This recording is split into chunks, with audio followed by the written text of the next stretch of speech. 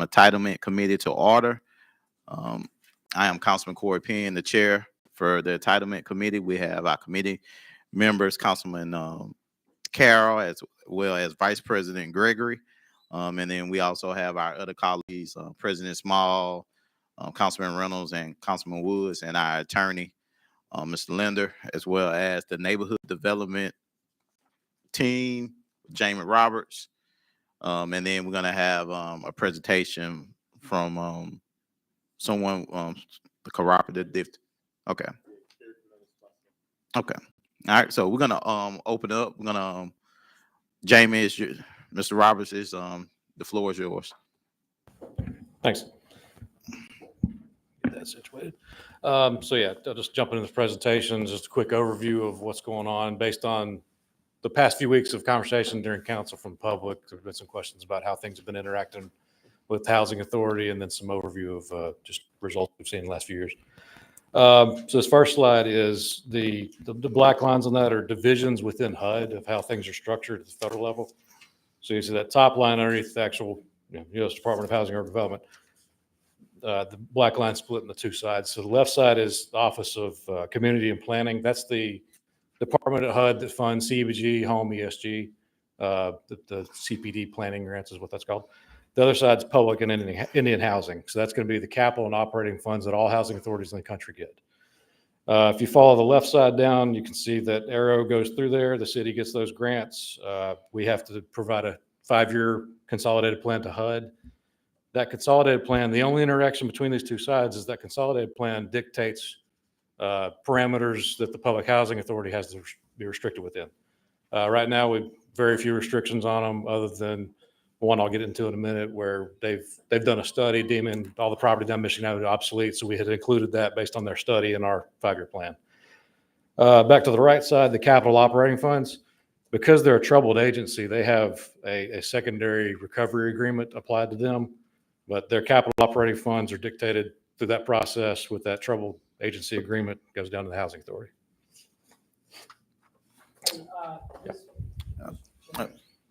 Yes, Ms. Reynolds. Current 5-year consolidated plan. Are we current on that? Currently approved? Yeah, it was 2023 was the first, and then HUD's in arrears, so their fiscal 23 is our program 23. But yeah, 23 through 27 is what we're under right now.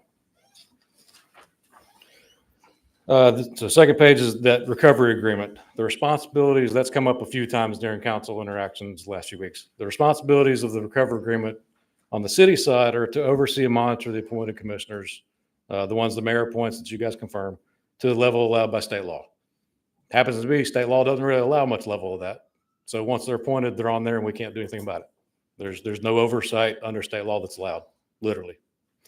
The Housing Authority side, lots of enumerated items in the recovery agreement. They have to develop a sustainability plan. They have 3 or 4 pages of spreadsheet of items they have to hit in a certain amount of time with goals and outcomes required by HUD.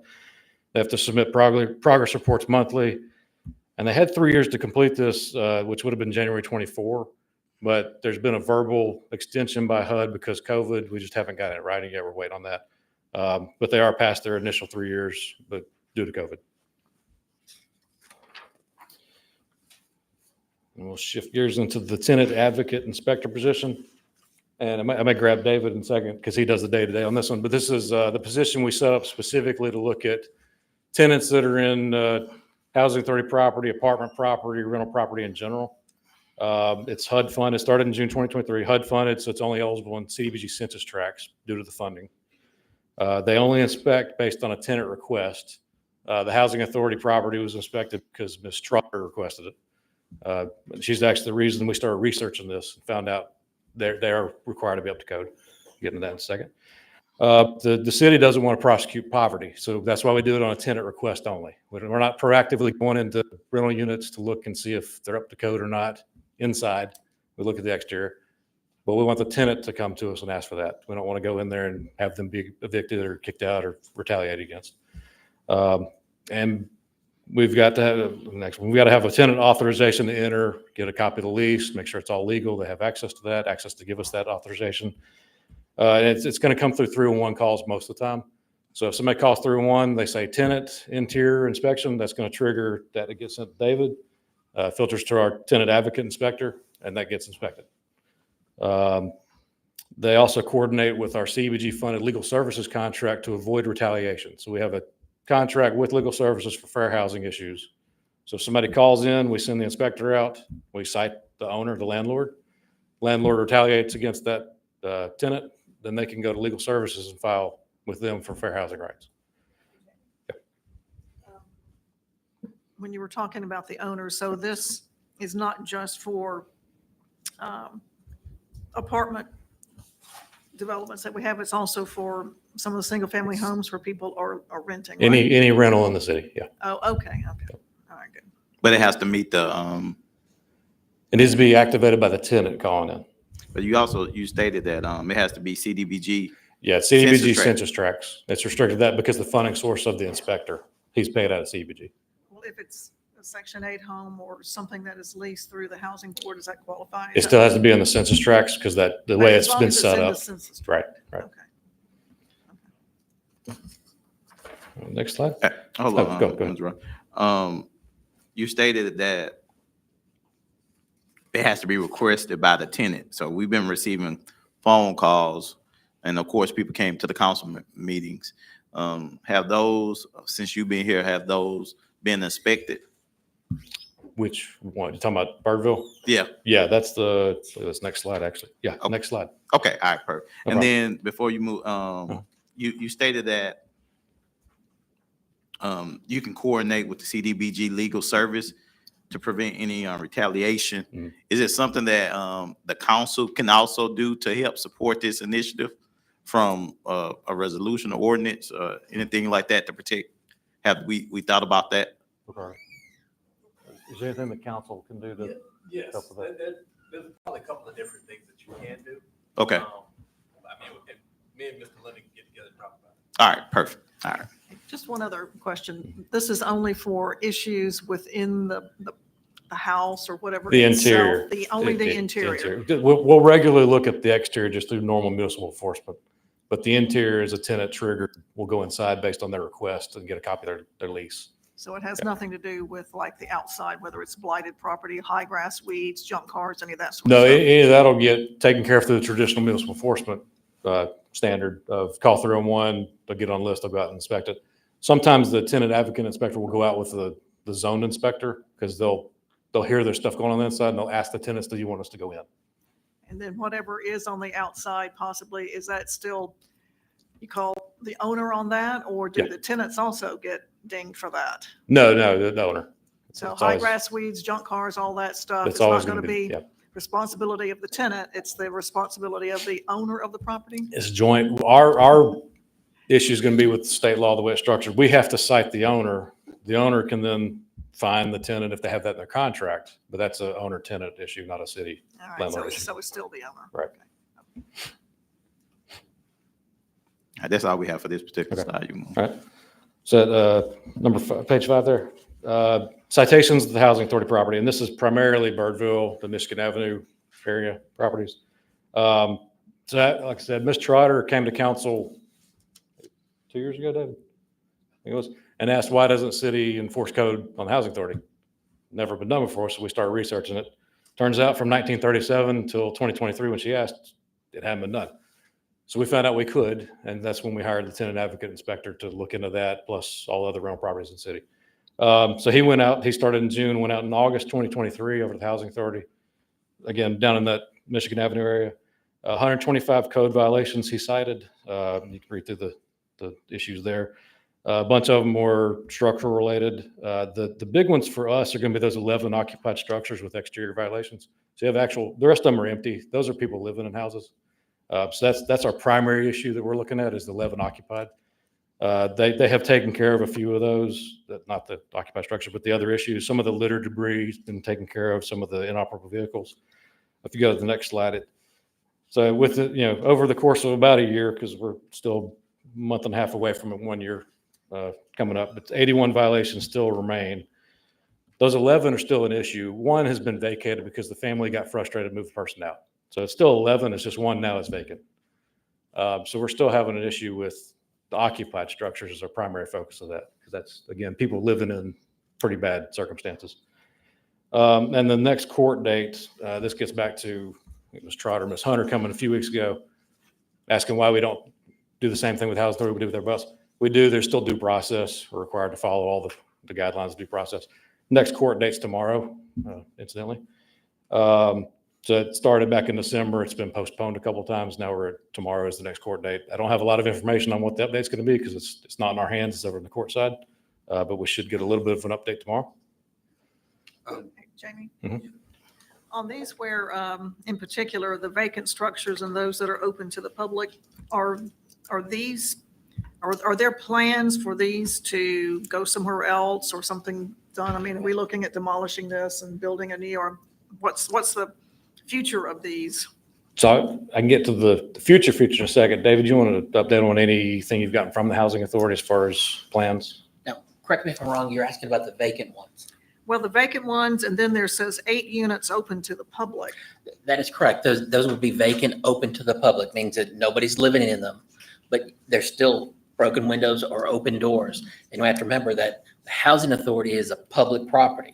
They're not fenced off. So that is a code violation for anyone to be able to walk into this building, even though it's not being occupied, but it is a danger. It's an attractive nuisance. And it does need to be secured. Are these apartments?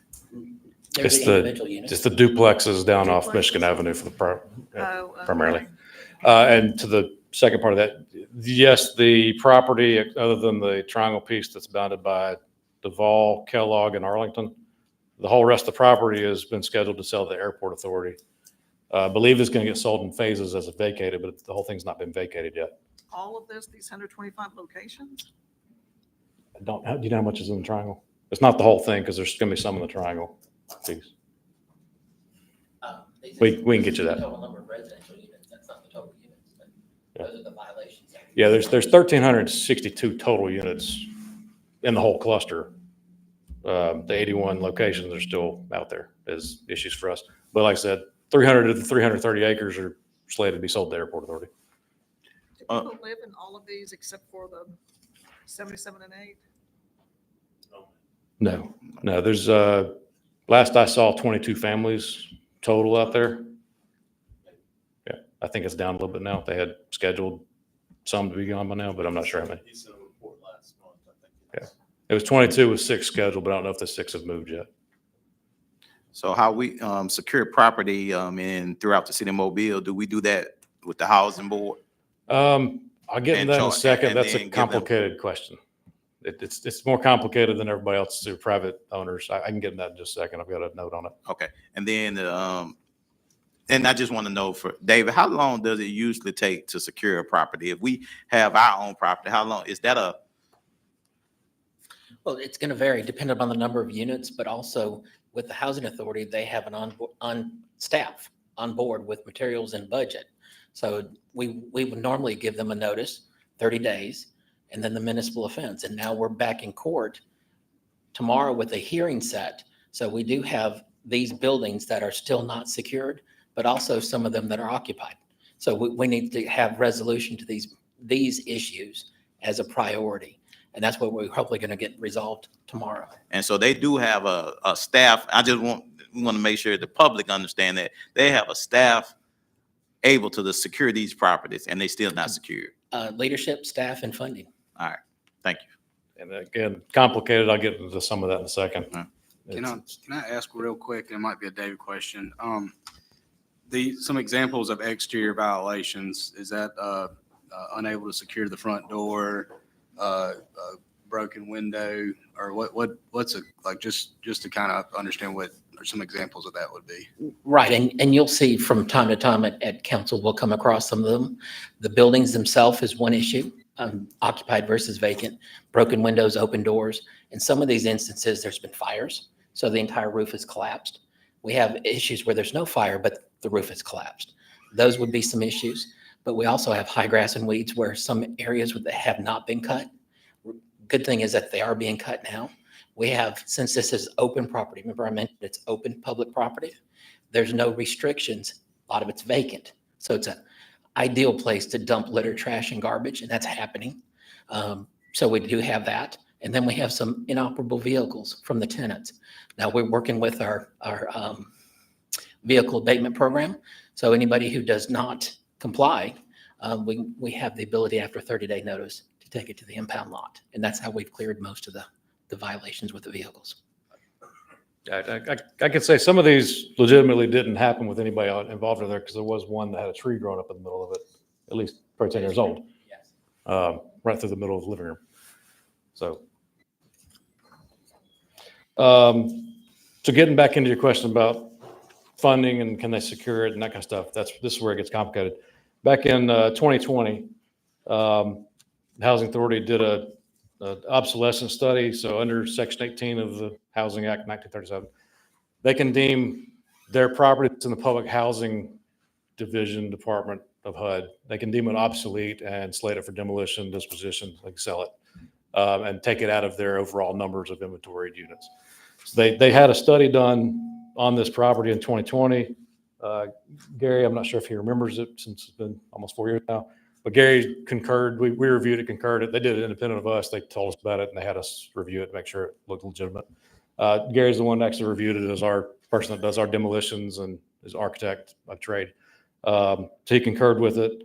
And that's, again, one of the reasons we put that in our 5-year plan was the whole thing's obsolete, needs to be demolished because all the HUD restrictions that trigger when obsolete happens. Gary, do you want to go into any more detail on that, or is that kind of covered? Okay. I'm not following. Speaks.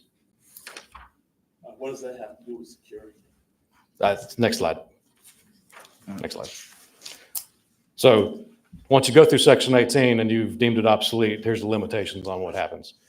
One of them is HUD public housing funds can't be used to rehab the property. So as soon as they did that, that pot of money that HUD gives them every year to maintain on the property, it's not eligible. We can't use CDBG to secure it either because we have a similar ratio in CDBG that doesn't allow us to rehab that property because its value after the rehab is not, going to improve enough to be able to balance it. And then another limitation, not so much a limitation, it's probably a good thing. All the units that are obsolete, which is all of them, have to be relocated. All the tenants have to be relocated using a specific HUD process for relocating people out of public housing. And that means, I'll get to that in a second. The third limitation is that they get credit and a tenant protection voucher for any unit that, I'm going to have to read this to make sure I get it right. Each unit occupied at least once during the previous 24 months prior to the approval of Section 18 application. So go back 24 months. If it was 1 month of occupied at the time of the application, they get credit for that. And they get a voucher to protect all the tenants that are on site, to get them moved off site to somewhere else. So did you just say that CDBG is the only fund, or the only funds being used to secure properties all over the city? No, CDBG is not eligible for this property because it's been deemed obsolete and the ratios don't allow us to use it. The city could theoretically use capital funds to secure it through the normal nuisance abatement process. But right now it's in the court system waiting for that due process to figure its way out. So why don't we use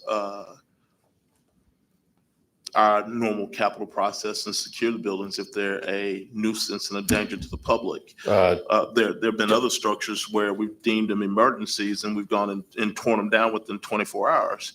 Some of these facilities are in really bad shape and no one needs to be in them, even if it's raining or the doors are open or whatever else. So why aren't we using that same rule here? Yeah, don't disagree with you. Last thing on the next slide tells you why.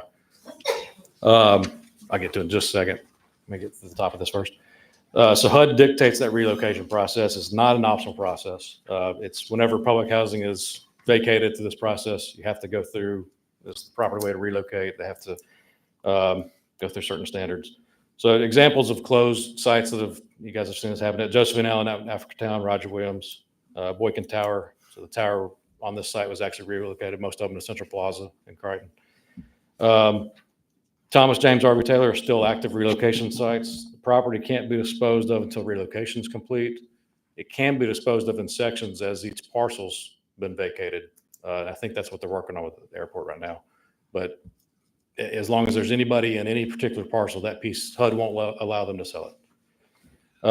Hey, Jay, All right. and so even though some of the tenants have been relocated, some still live there, but you're saying that, it sounds like you're saying that part of the issue for cleaning up is that they can't use the funds. They can't use HUD funds. We can't use CDBG dollars. So these buildings stay there in blighted condition and don't get fixed while people are still living in some of them. And then they have to look at the blighted conditions every day, and then grass and weeds grow Yeah, up. and that's, it just that's becomes why airport, and I think the city for the most part has been pushing them to relocate versus rehab as much as we can because of all these issues with rehabbing the property. Councilman Carroll, I think, has something. I mean, that's a huge liability to the city.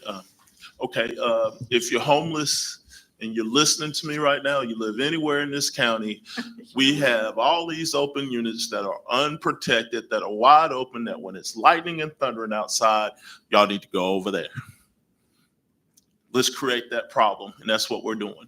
If you're homeless, we have, 181 pieces that you can go walk right into. Not right now. They're unsecured. They have a halfway decent roof over your head, and it's better than sleeping in the park. That's what I'm hearing. But we're still requiring them to secure. No. board Yes, up, board they up, have other funds that aren't HUD funds. and they can be used to secure the Yeah, buildings. non-HUD funds can be used to secure. And we are requiring that? That's part of the court. Part of the- Our citations At require this time, compliance. we're not. We're trying to take them to court to get them to do that.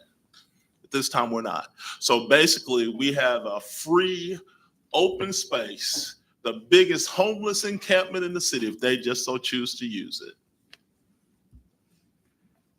that we're doing nothing about. I wouldn't say that, no. Oh, yeah, well, you don't have to, because that's what it's going to turn into. I think that I'm going to go out on in Tillman's Corner at 65. I'm going to go to airport in I-65. I'm going to go down here to the bridge down there and say, hey, guys, our housing board didn't do anything with these properties. It's a mess, but it's better than this bridge you're living under. And the city isn't telling them to do anything with it. I disagree with the city not telling Oh, me well, anything with it. excuse me. I wouldn't say that, but you understand what I'm I saying. get you saying, yeah. I get you saying. So back to the second sub-bullet under Thomas James piece. So section 18 is going to require comparable assisted housing. So the people that are still there, they get that temporary voucher that lets them go anywhere in the county, and their portion of the rent's going to be 30% of their income. The second part of that is whatever they move into is going to be safe, decent, sanitary.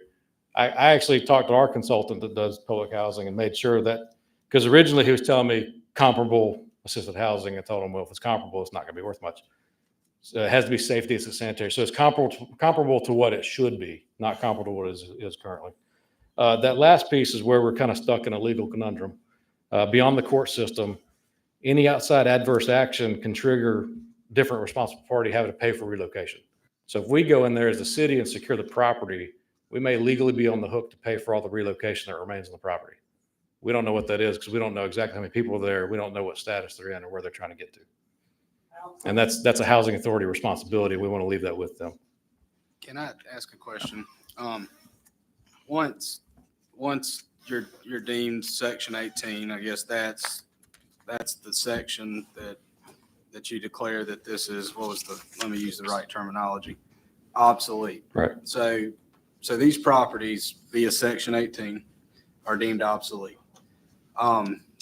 Is there a time frame that Section 18 limits you to getting the obsolete, the folks moved out of obsolete?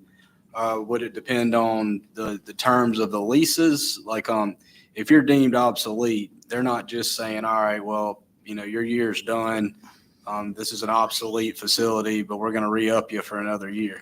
I mean, you're not, the housing board isn't continuously right. No, re-upping. they've closed applications for the sites. They've closed renewals on the sites. Everybody goes to month while they search for somewhere to place them. Okay.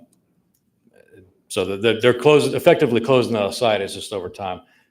Hypothetically, HUD suggests 5 years because they give them 5 years of credit towards demolition.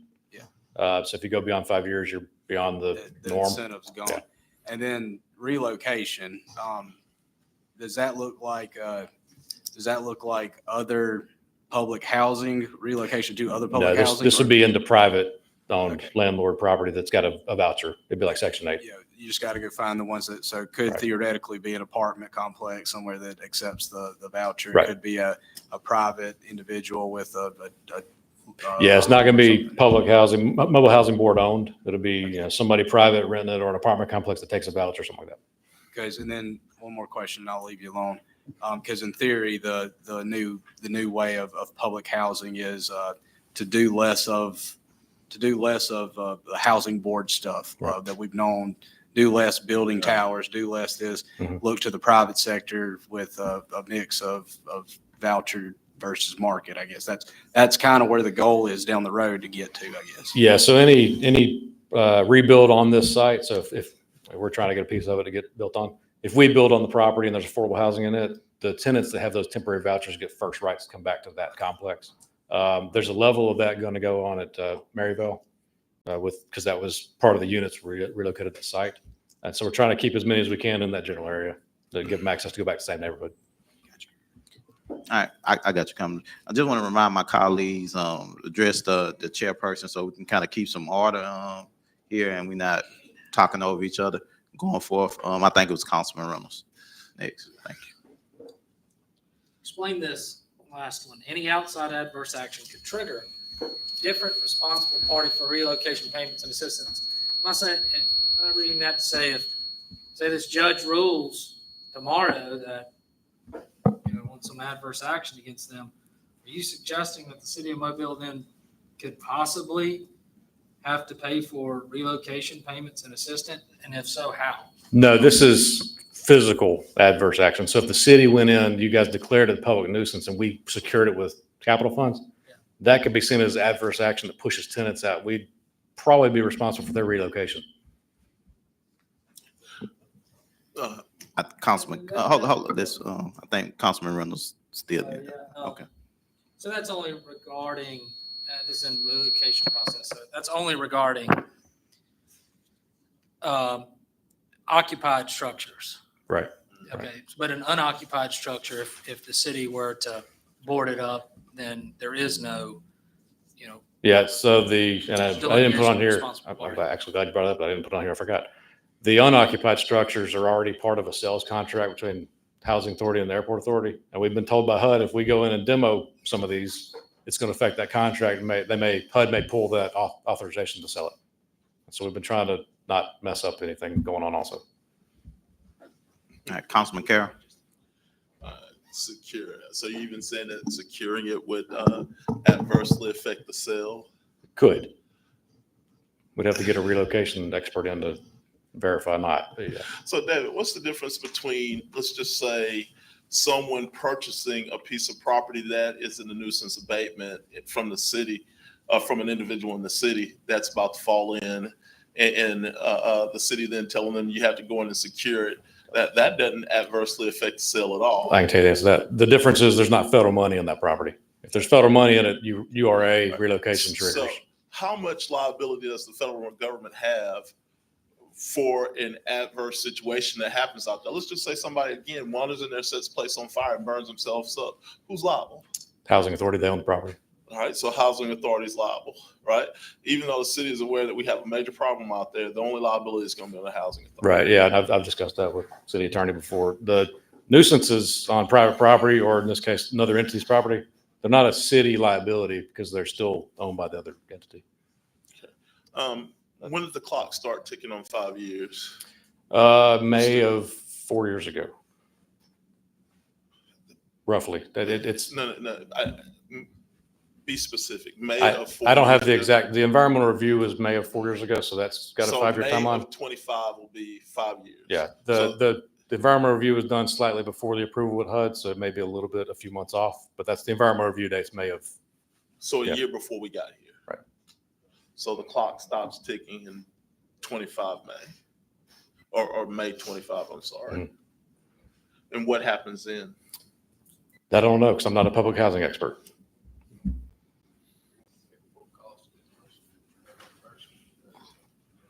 I don't think it works like that. I don't remember regulations that state that. That's why I'm asking. We need to look that up. I'd have to talk to our consultant that's working on Well, it. we need to know what the answer to that is, because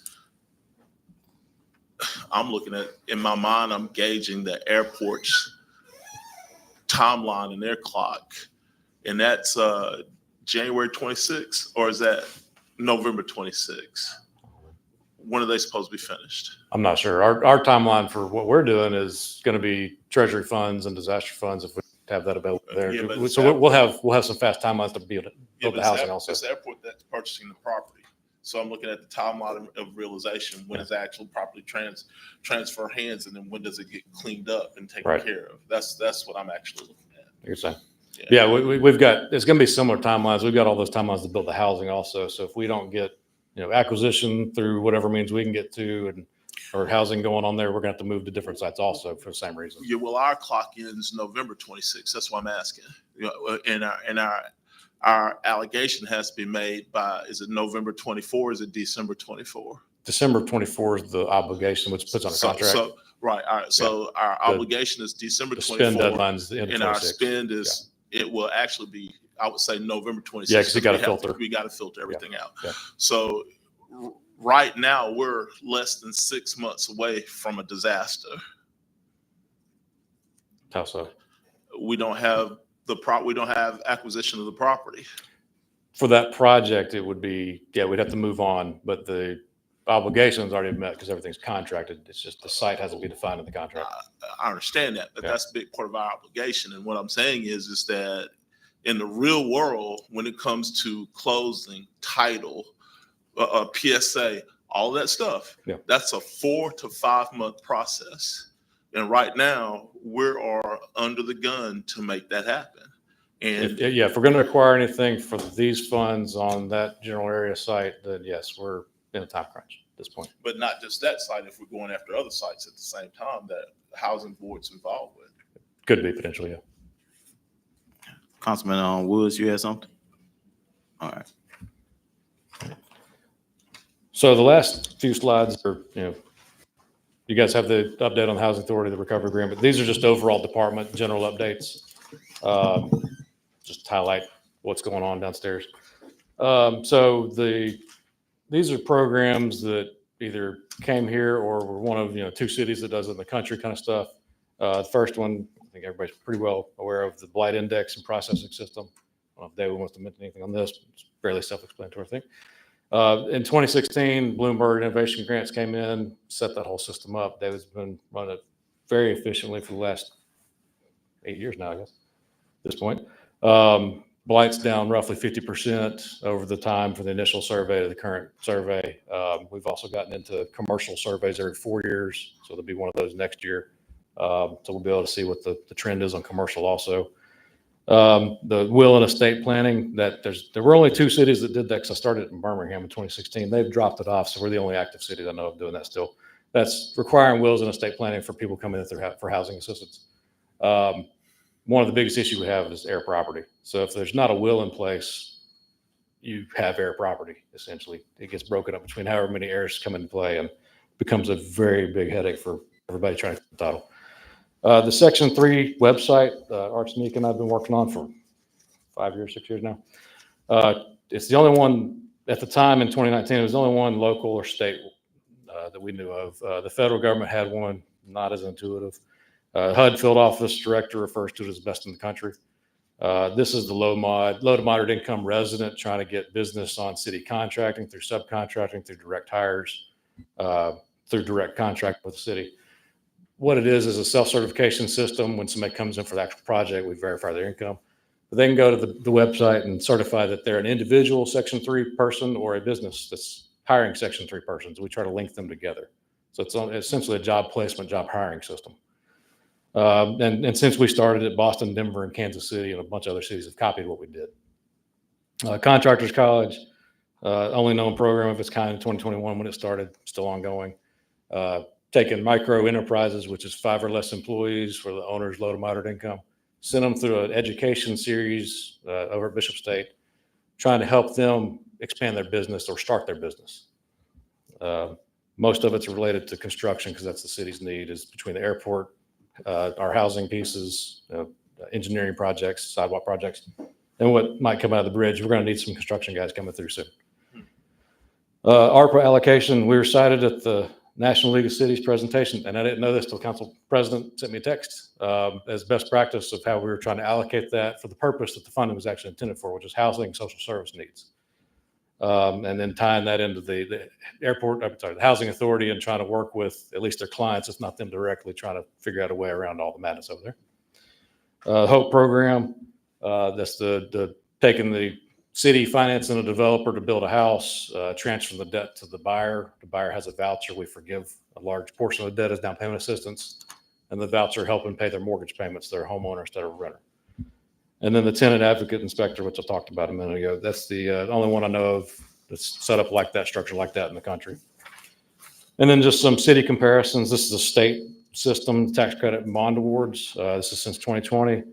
The city of Mobile has got in the city of Mobile, there's been 6 awards since 2020. That's more than any other city in the state, and the 2 counties on there, Jefferson and Mobile County. What type of tax credits? It's 2 9% and 4%. Really? And yeah.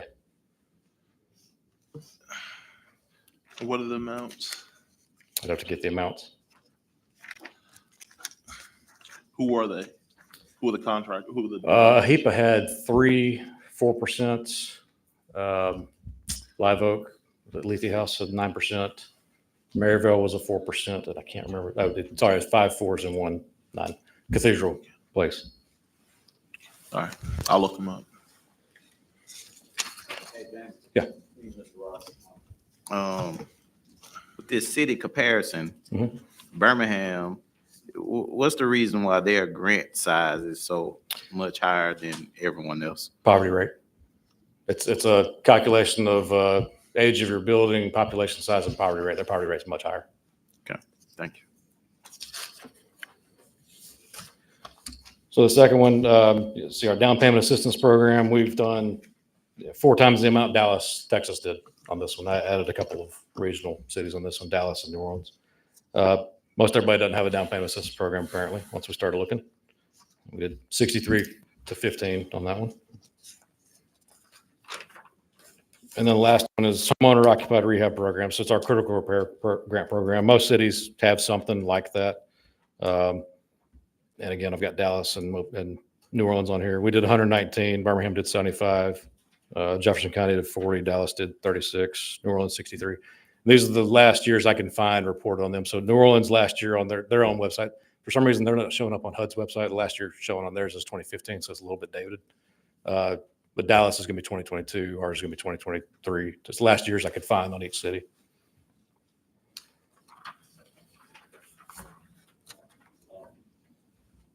Vice President Gregory and Councilman Carroll, do y'all have any questions? And then we'll move to everyone else regarding the neighborhood development. Okay, Councilman Carroll. Jamie, the only thing I have is contract. Is award of contracts and what contracts have been awarded, who we're trying to notify for participation in whatever programs, what's the notification process. I need, if you would, get that up to us so we can see it. So, Because I this is all granted information. Yeah. I mean, this is the 3rd year in a row we've seen the same information, but we need to see what we're doing as far as contracts, how they've been awarded, how they've been notified, who's doing them, what the RFQs look like in RFPs. yeah, and I can, back to what I was talking about during pre-council this morning, the process for a lot of the recent single-family contracting anyway has been that RFP we did for Treasury funds a couple years ago was a 2-part process. That went out to, I believe, about 90 firms, companies, individuals that said they're developers, Builders Association, everybody I can think of. 30 or so came to our meeting downstairs, and then once we got in the application side, only a few came back. I got you. And so we've been working with the few that came back as much as we can, trying to get them up and going.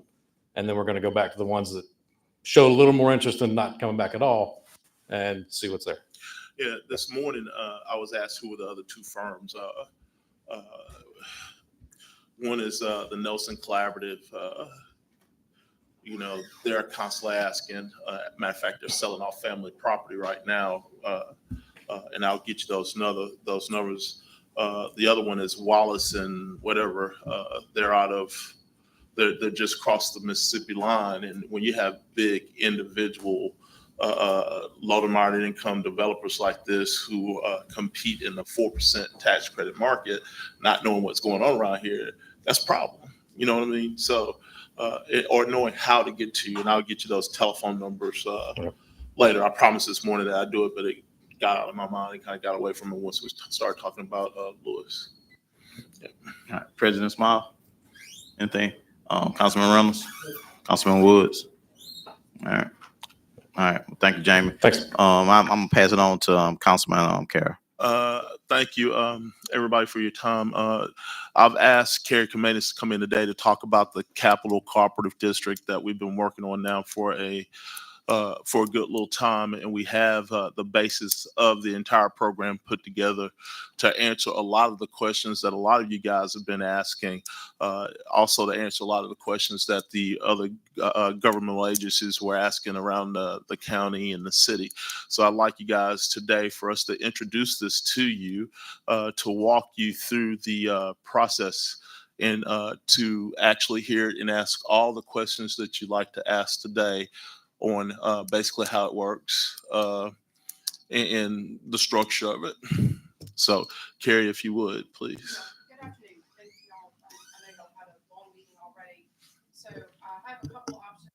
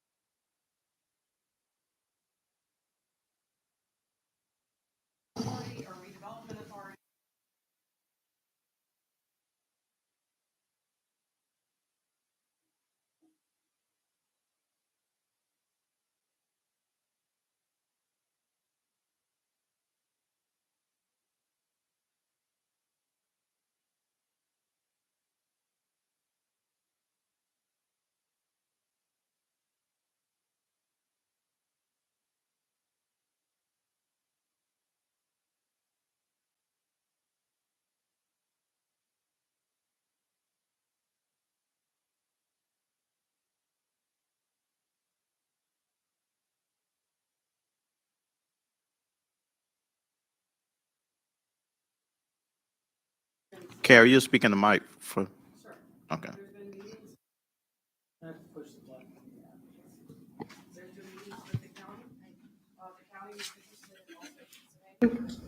Thank you.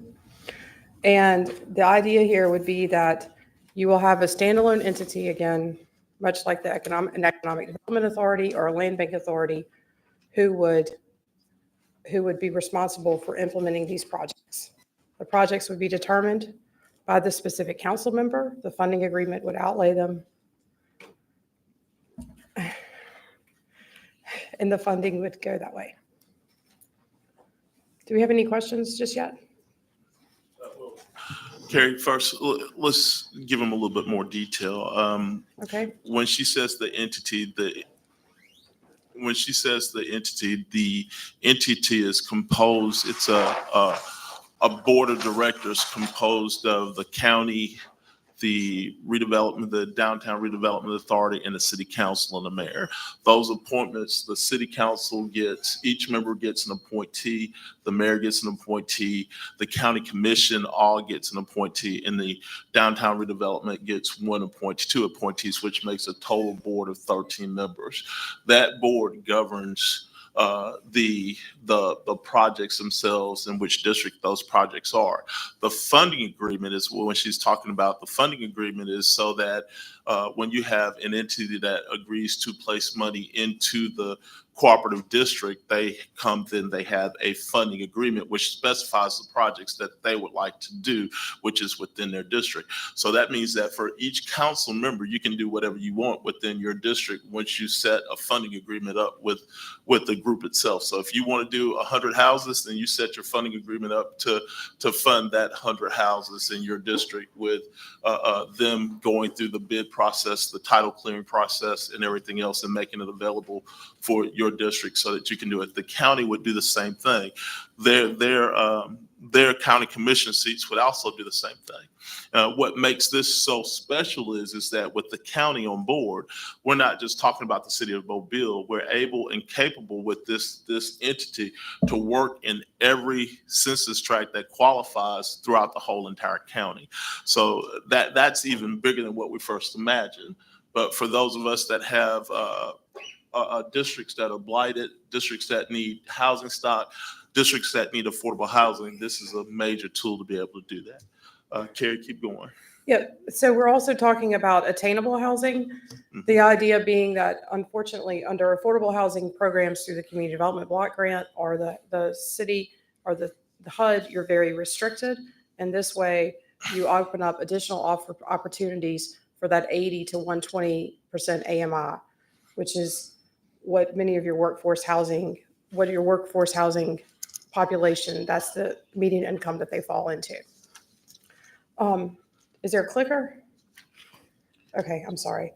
We'll just run through this real quick. So we've already kind of talked a little bit about the background and the problem, if you'll just keep going. Here's the last 15 years. And this is what I mentioned. This is where what we've been working towards and what the neighborhood development department has been doing over all these years. What we're seeing now in the city is target is multifamily investment. And those are many of the programs that Mr. Roberts is putting together. Those projects are heavily capitalized or subsidized through new market tax credits or low income. What that leaves out is the scattered single family housing. You can go to the next slide. So, and we can just scroll through some of these. So here's an example. This is our relevant data. This is data I just pulled from from your GIS department. We now know that there are almost 3,000 vacant properties within the city, within the I-65, I-10 loop.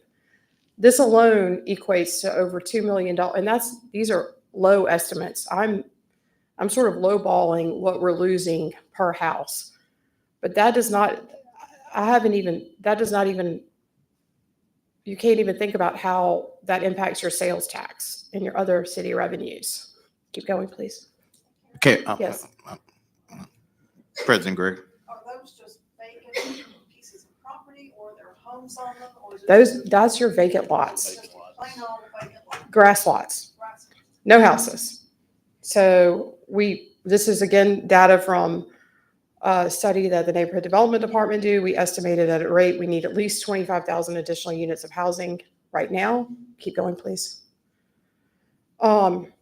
So these are just some background. I think many of you already know this. We have a lot of stabilization projects going in on these streets. What we still don't have is scatter site investment. Keep going, please. Carrie, Keep going, please. the homes that you mentioned, Mhm. and they're vacant lots. Yes. Or have we looked at and see like the property owners, or those like a lot of air property? There are a lot of air property, and there is a lot of properties that are possibly liened with municipal liens or ad valorem tax liens. One of the functions of the cooperative district would be, again, take your neighborhood. If in your if District 1, you would like to allocate $1 million for 6 more houses, one of the roles of the cooperative district would be to help you identify those lots that can be bought, either an arm's length transaction or quickly clear title to, or even some lots that will take more time, but down the road, after you sell the first group of houses, you can move on to those lots. Okay, so they have the ability to work with, say, those property owners who maybe have air properties and maybe could figure a way where they can come together and sell their property as one and move it into one person name. And Right. okay, The goal here is that under the cooperative district, they can both tackle land banking and development. So rather than just setting up a land bank that would just do land banking, we looked for an entity that could do both. okay, thank you. So the goal here is, of course, to scale up and have immediate impact. We'll just keep moving through these slides rather quickly. Here's some similar entities in Alabama. Again, I don't mean to keep harping on this, but I guess I will. We've been talking about this since 2008. We don't have an entity in Mobile that's dedicated to this sort of development. If you'll go to the next page, please. Since we've been talking about this, Cincinnati created a community development corporation that has deployed $1.7 billion into its neighborhoods since 2004. And meanwhile, you have many other smaller cities that surround us that are quickly and rapidly reinvesting in their neighborhoods. Columbus, Georgia is another one that comes to mind. Columbus, Georgia has partnered with a national organization called NeighborWorks, and they are using new market tax credits to develop scattered site housing. These are just, I'm trying to bring on why this is so important that we set an entity up like this. Yes, Mr. President. Yes. And this is Birmingham. Yeah.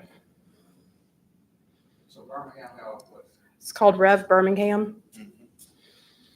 Rev Birmingham is a little bit more like what we would consider our DMA, our Downtown Mobile Alliance. But as many of you know, our Downtown Mobile Alliance is very focused on the Hank Aaron Loop.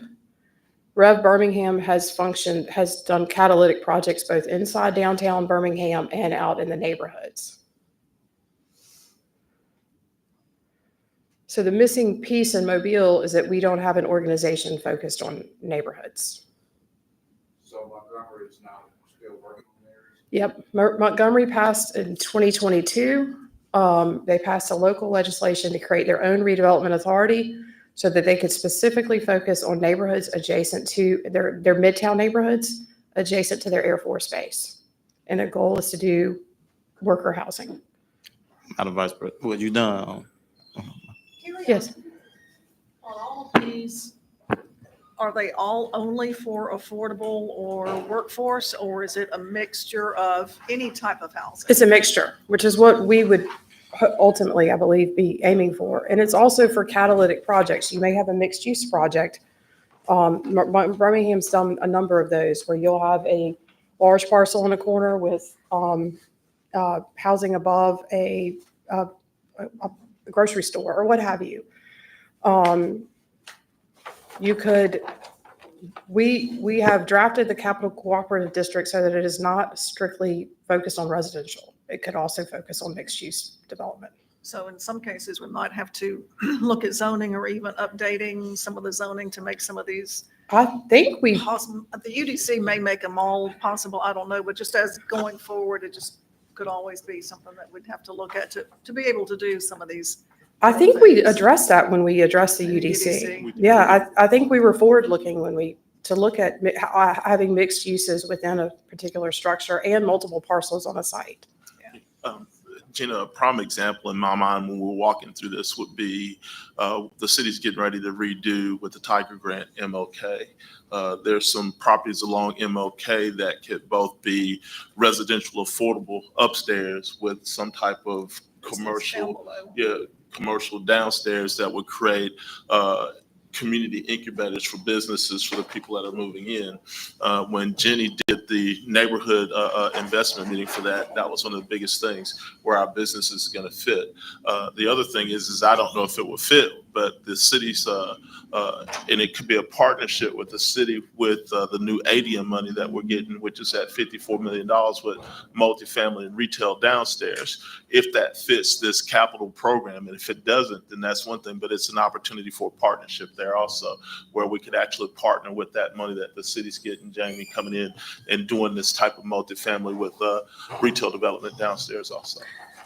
The cooperative district in Montevallo, they received money to do, they worked in conjunction with ALDOT to do some streetscaping in downtown Montevallo, and then they've done development adjacent to it. So that's sort of the model, exactly what Councilman Carroll was just talking about with Broad Street and MLK Avenue. If we can go to the next slide, please. Carrie, the Yes, map sir. that right here that's presented, I see that, of course, like in certain areas in District 1, it's not showing. Is it because of it's not in the census tract? No, sir. I only asked them to map I-65 and I-10. Okay. I had to pick a geographic area of the city. We can Okay. certainly expand out and look at every aspect, every area of the city. For instance, I think unfortunately we'd find that some of the disinvestment is also happening along Navco and in the southern part of District 4. So we can certainly get the department to figure that out. Okay. Thank you. Cincinnati, they work with their Port Authority to do neighborhood revitalization. I'm not suggesting that we do that. I'm just pointing out to you that where you have a strong need for workforce housing, there's an entity outside of the city that collaborates and make that happen. This is their impact since 2012. We can scroll down. So in Mobile, this is just to point out to you what's missing. We have our Economic Development Authority who focuses on industrial development. We have our Downtown Redevelopment Authority that's inside the loop. Right now, they're not actually operable. They're on the books. And then what I should have put in there is we have the Downtown Mobile Alliance who also focuses on projects inside the Hank Aaron Loop. We can go down. So what is the cooperative district? It's going to be another public corporation that will participate in public-private partnerships, focusing on redevelopment within certain neighborhoods. That redevelopment those projects will be driven by the council members or the appointees to the board. We'll go to the next page. Here's why the entity will be dedicated to revitalization, and it'll allow the funds to participate to leverage additional funds.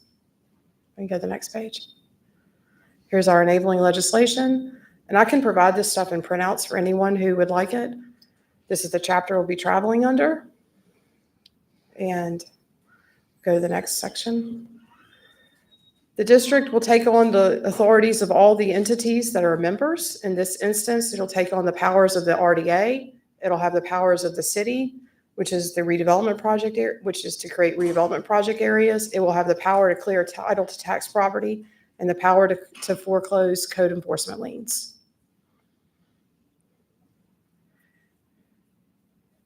We talked about this a little bit when we got started. We'll have a dedicated board. The funds will be come through an allocation from the specific participants.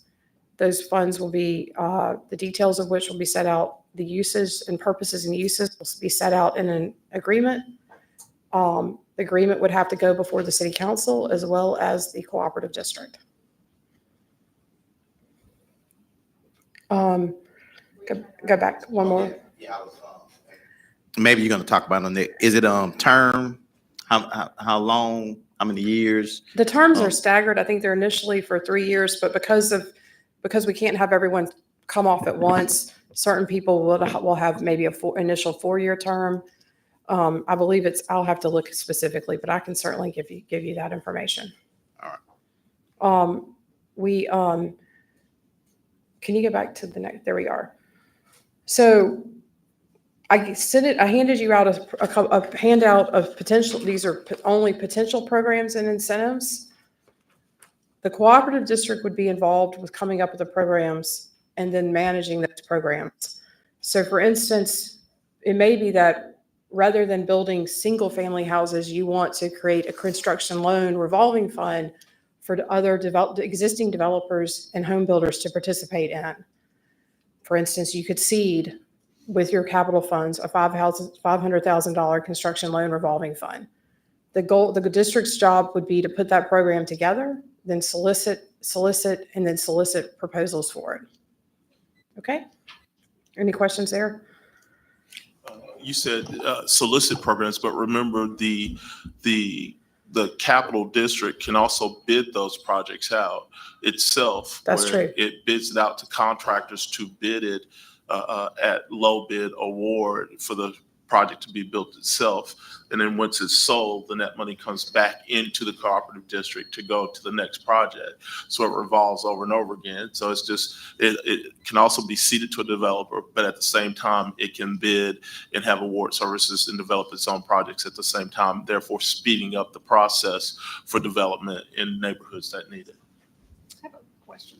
Mhm. Carrie, on for vacant land, how does the cooperative purchase the property? Is that just part of the That's loan one of their program? powers, they have the power to both purchase property outright, and because they would be an entity formed by the city, they would have the ability to quiet title under some of our different enabling legislation. And so the funds for that then would come from? The fund, whatever funds are spearheaded or allocated from the specific district.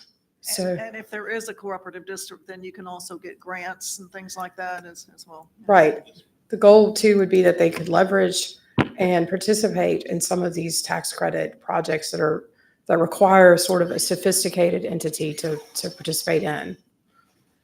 So I think, Jenna, you're speaking specifically to your funding agreement for your area. We keep. Just kind of in general. Right, but if it was your area, then you would put together your funding agreement for the project that you would want to take on, and then the district would then manage your project for you based on the funding that you've put in place.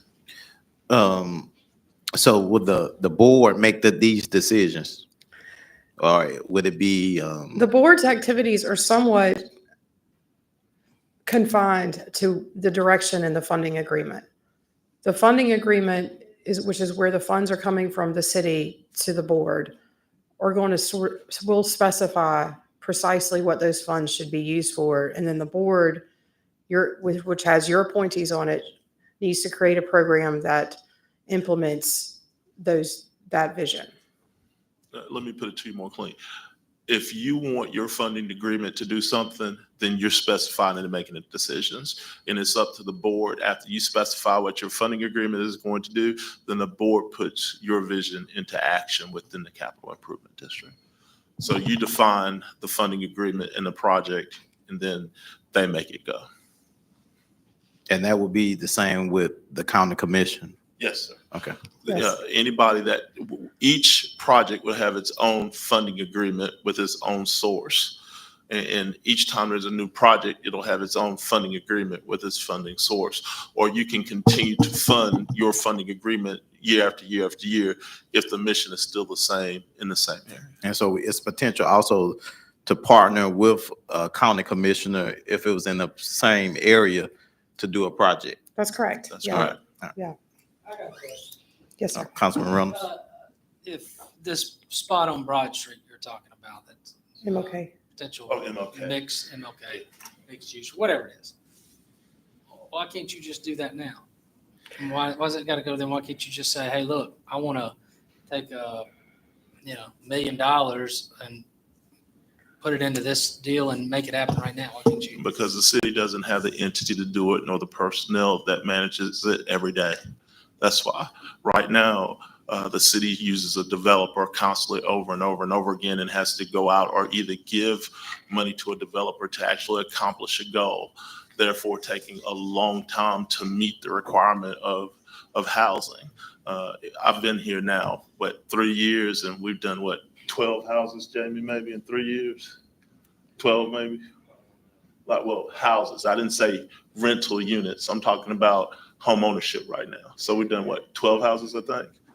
And with this mechanism, I mean, we totally have a way to go in and revitalize neighborhoods where we don't have that right now. The one thing that we're missing in our overall plan in this city is an entity to be able to do what we're doing now with this program. I'll sit down. I'll sit down more. Can we get? Yeah, I'll sit down. I don't want to eat up everybody's time, but I'll sit down and walk you through every step, and so that you clearly understand what we're trying to do. Let's go to the next slide for a second. Go and this, and we'll just do a couple. Actually, can you go back to that one slide? I'm sorry. So down one. There we are. So we've talked about different ways to deploy the funds. Redevelopment, repair, construction loan fund. One of the reasons not to do this through the city is that every agreement, every disposition would have to come before city council. You'd have to have a finding of public purpose. In every instance, we're talking about development that's going to require some sort of subsidy. And it's easier to do this through a standalone cooperative district than it is the city council. If we could go down to the next slide. Here's your public policy. This is Rickerby Park. There's a blighted house on your right, a house on your left. Go to the next slide. Here's all of the ones in the recent years that have been on the city demolition list. Please go to the next slide. There's the resurfacing we just did. Go to the next slide. There's your new park. The city is consistently funding infrastructure improvements in neighborhoods where we are simultaneously tearing down houses. So the goal of this program would be to sort of reverse some of that trend. Councilman Reynolds. Why can't the city own all these parcels where these houses been torn down? No, they're covered up with liens. The district own all these parcels. The cooperative district's purpose would be to clear title to those properties to make them available for developers for redevelopment. The city could play that role currently. Jamie's department could play that role, right? They could. And they do. But I think maybe it's because it's such a slow process that maybe something like that would speed it up. I think is what you're saying. Right. If you had an entity, a staffed entity that woke up every day and whose job it was to do this, it would bring it up to scale. Probably like what you talking about, somewhere over 3 council. Capacity. Projects. We got projects like already booked with, we got issues already booked, there's nobody waking up every day to make sure they take care of it out. Well, the same thing can be said for vacant properties that are available to purchase. Any developer out there who maybe wants to build affordable or attainable could still do it. Right. But it's not necessarily something that another outside department is working on and promoting every day and helping maybe make it easier for them, to do said projects, I guess. Well, that's 100% correct. Developers hate to have to go in and clear title, clear liens, and do all the legal work. It's so much easier for us to go in and buy the property and have immediate title to it and start building. But this entity has the ability to work through those hardships that others just don't want to deal with when it comes to neighborhood revitalization, and it gives a clear path to a fresh start in these neighborhoods. So that's one of the biggest glories to this. Again, I mean, you have the abilities of the county and the city governments where we can clear these issues up and make it easier for developers to come in. And it also gives us, once they're cleared up through quiet titles, it gives us the ability to create in certain blocks what's called block equity, which means there's enough equity on a block for other developers to come in and say, oh, well, we got property there now. When people are moving in, then we need to come in and be a part of this also. A prime example of that right now is the Texas Street corridor and also Oakley, based on what we did from 2008 To 16. until 16. And there's a map in there. And now it's a blustering neighborhood where I had so many derelict properties in my own neighborhood. My own neighbors houses behind my own house were falling down in 2000, and now you wouldn't even recognize the neighborhood. And that's because of a revolving fund that the city actually partnered with Palmer Hamilton at the time. And the initial concept of this with the land bank, which I started in 2008, 9, that actually started this. The only thing that we didn't do was finish it with this, and that was because I left office. This is the last component of this. This is what gives us the to make sure that we don't lose neighborhoods where we have broken windows and empty lots. This gives us the ability to go in, clean up, revitalize. The goal is to scale up. Yep. And what's happening right now is that over the last 10 years, the city has successfully scaled up its capital improvement project. We've scaled up industrial development. What the city has not scaled up is housing development. I don't think that we need facts to tell us that. I think we know that inherently. We see the growth across the bay, and we understand that we're missing out on something. And right, while Mr. Roberts' department does an excellent job, they are also put in a box by the number of federal regulations and the federal programs that they deploy. We're talking about here taking local funds and trying to solve a local problem. Yeah, Councilman. So as my understanding that the way it's been described was funds coming from the 1 cent sales tax that's dispersed to each council district would be invested into this operation, and then they would deploy it according to some contract that's agreed to by the entire city council.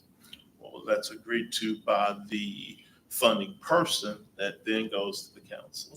And then once it's voted on and goes out to the cooperative district, they manage it for us. Okay, and then that money that's invested initially through CIP funds, it's put towards a project's developed and it's sold. And then that money that came from that goes where? Right back into the next project. And what for the cooperative district to decide? No, for the council member that set up the program to decide.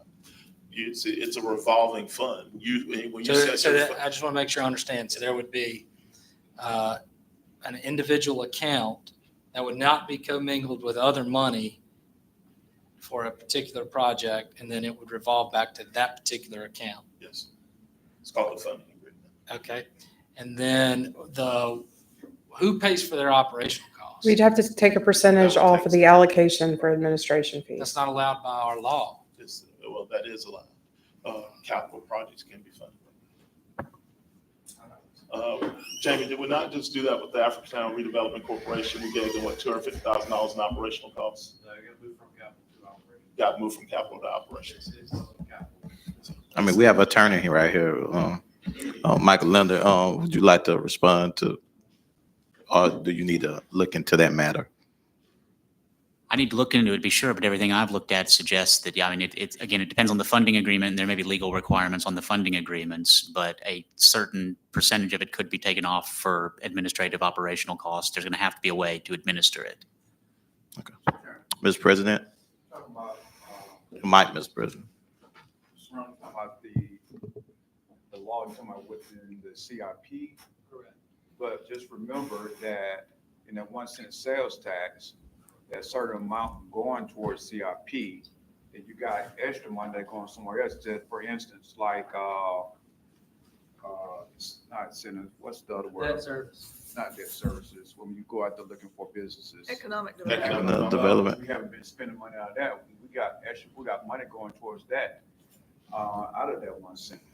So my question is how much money, especially if we're not really spending towards economic development now, and the extra funding source, we need to look and see how much money is going towards those pots.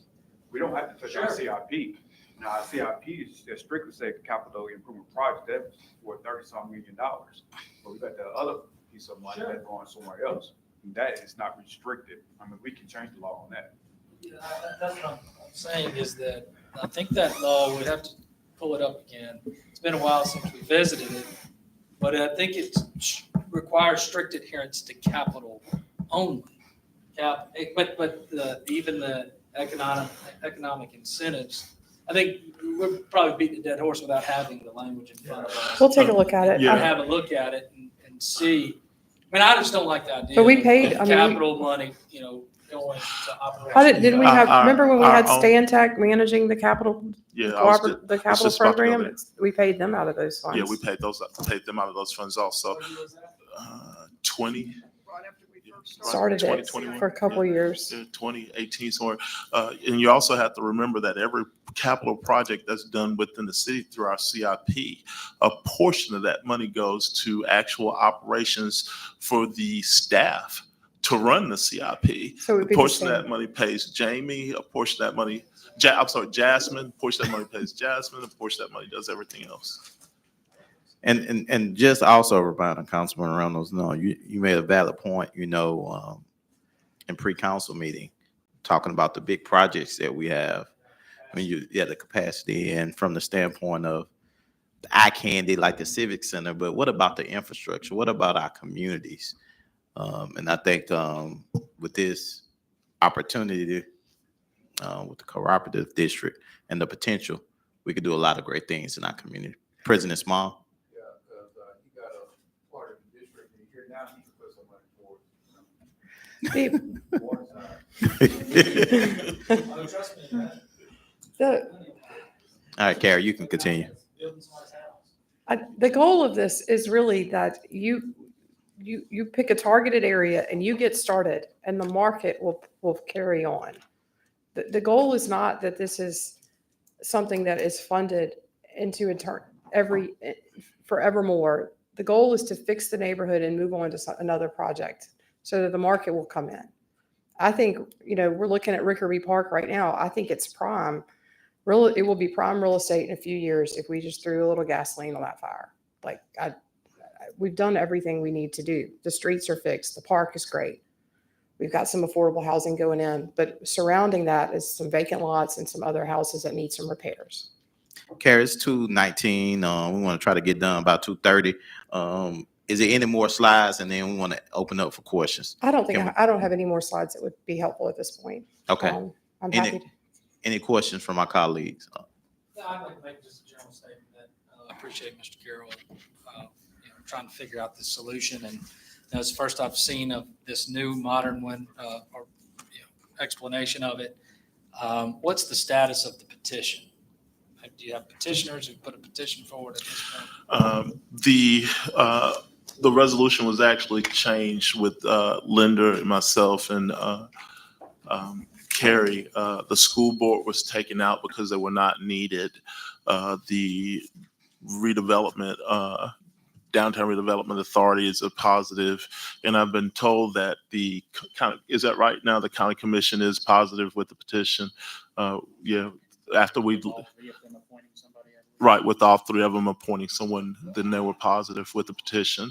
So we're ready now to move forward with both the petition and the ordinance structure to get this together and actually get it out before the council, get it approved, and get it to start working. Now, any other questions from my colleagues? President Small. Councilman Carroll, I guess we can really ask Councilman Woods to let's look back at that where he was over CIP. So the 1 cent is different because CIP come out of that. Let's take a look at the Yeah. resolution. 1 cent is a standalone ordinance. I think I read, there were, The CIP specifically is about capital, but the resolution itself divides money up. okay. Okay. I also think I read something while we were going through this. There was a resolution or ordinance you guys passed for District 2 under Manzi that allowed for the redevelopment of neighborhood housing that had some of the structure in place, but did not have it in place where we could do this without meandering all over the place. Right, it was Blue Ribbon, which we have already passed legislation that allows for the operation of an entity somewhat like this that's been in place. He never moved it. Seems like there was a problem or something. It never. Really, it was the distance from the downtown out the 3 miles, right? He basically was putting CIP money into repair and things like that. But I don't think it ever. Yeah. Yeah. Okay. Okay. Well, And we voted to allow that to happen. that's right. Okay. Well, over the next 2 weeks, let's take a look at it. And Carrie and Mike, let's move forward with the county and everybody else over the next 2 weeks. I'd like to get this, to be honest, I'd like to get the, whatchamacallit down the road a little bit first. The investigation down the road a little bit first. So, we won't be trying to bump heads too hard with this. I'd like to get a little bit further down the road with the investigation. So a couple of weeks, if y'all would indulge us on that. That's fine. Thank you. All right. Thank you, everyone. We'll call this meeting adjourned.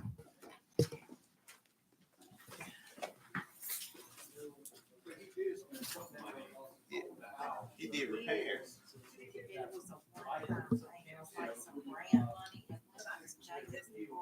Yeah, I remember, and some of them were confined, some of them weren't.